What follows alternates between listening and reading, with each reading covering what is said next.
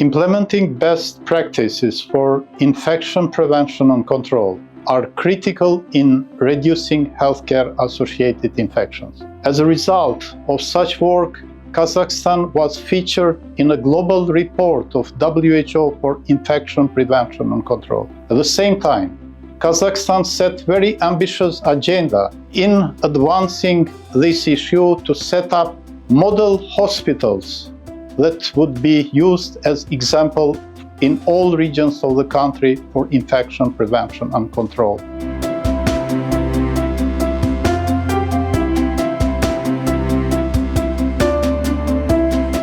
Мы с вами знаем, что невозможно полностью избежать инфекций, связанных с оказанием медицинской помощи, но возможно снизить их количество до минимума. Поэтому Всемирная организация здравоохранения предлагает использовать комплексный подход к внедрению инфекционного контроля с использованием мультимодальных стратегий. На сегодняшний день в рамках совершенствования программы по инфекционному контролю страна уже имеет несколько клиник с передовыми практиками по инфекционному контролю в городе Астана и Алматы. Эти клиники используют инструменты ВОЗ и уже готовы стать клинической базой для обмена опытом с коллегами из региона. Сопровождая подготовку передовых клиник в стране, мы видим, как все 8 компонентов с каждым днем начинают все более устойчиво работать.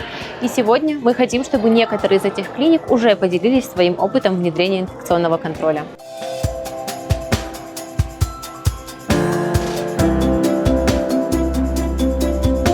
После выхода национального руководства по ОПИК мы начали разрабатывать программу согласно 8 компонентам, рекомендованным ВОЗ. И это значительно улучшило и систематизировало нашу работу.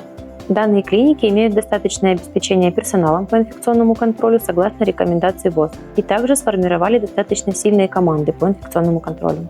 На сегодняшний день в нашей клинике полностью разработаны базовые руководства и стандартные операционные процедуры по всем эпидемиологически значимым направлениям, что значительно помогает унифицировать подходы к выполнению тех или иных процессов.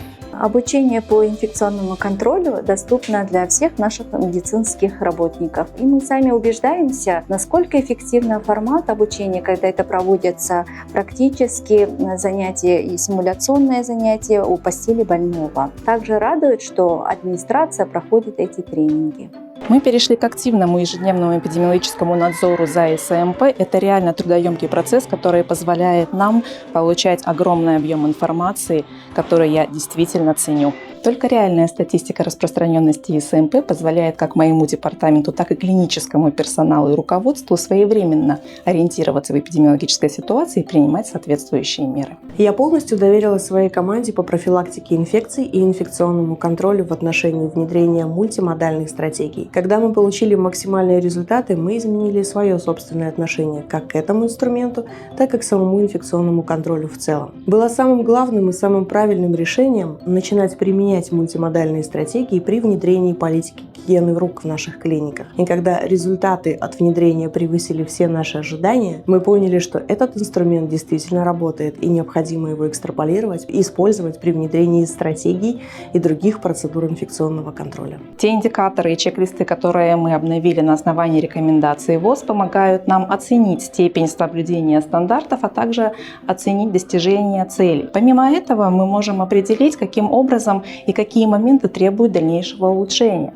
Этот раздел нашей работы включает регулярную оценку нашей медицинской организации на соответствие передовым практикам в области инфекционного контроля, а также помогает выявить области для улучшения. Помимо этого, помогает формировать культуру мониторинга и обратной связи. В целях снижения риска СМП и распространенности мультирезистентной флоры мы также говорим о важности следующих вопросов. Количество койко-мест не должно превышать стандартной вместимости учреждения. Штат медицинских сотрудников должен быть распределен в соответствии с загрузкой клиники пациентами. За последние несколько лет руководство центра нашло возможность организовать соответствующее внутреннее оснащение больницы. Медицинская помощь должна осуществляться в чистой гигиенической среде. Без этого мы просто не смогли бы двигаться дальше.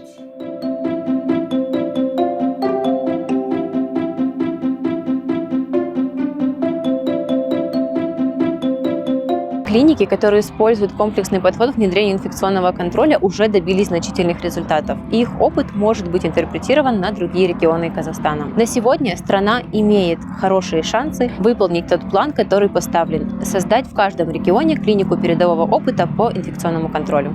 With the financial support of USAID and Pandemic Fund, WHO will continue to further support health and care workers towards patient safety, towards improving quality of health services.